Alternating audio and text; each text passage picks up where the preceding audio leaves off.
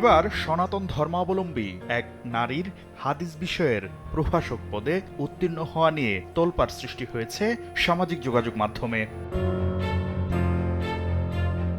সুধারানী নামে একজন হাদিসের প্রভাষক হিসেবে নিবন্ধন পরীক্ষায় উত্তীর্ণ হওয়ায় অনেকেই বেসরকারি শিক্ষক নিবন্ধন ও প্রত্যয়ন কর্তৃপক্ষকে দায়ী করে ফেসবুকে পোস্ট দিয়েছেন। জানা যায় এই প্রার্থীর বাবার নাম সুশীল চন্দ্র রায়।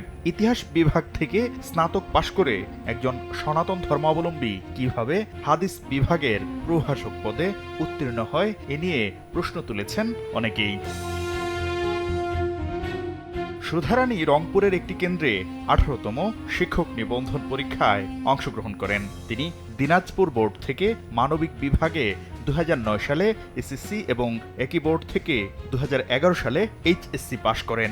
এরপর 2015 সালে জাতীয় বিশ্ববিদ্যালয় থেকে ইতিহাস বিভাগে স্নাতক এবং 2016 সালে স্নাতকোত্তর পাশ করেন।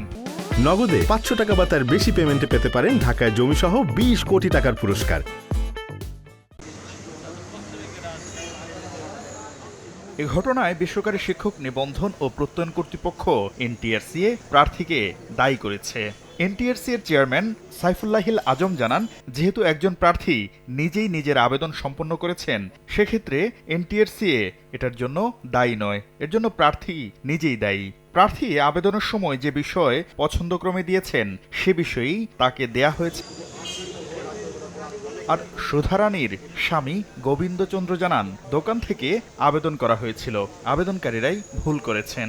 গত বুধবার বেসরকারি শিক্ষক নিবন্ধন ও প্রত্যয়ন কর্তৃপক্ষ এনটিআরসি এর 18তম নিবন্ধনের প্রিলিমিনারি পরীক্ষার ফল প্রকাশ করা হয়। এতে উত্তীর্ণ হয়েছেন 4,79,981 জন প্রার্থী। এই পরীক্ষায় গড় পাশের হার 35.80%।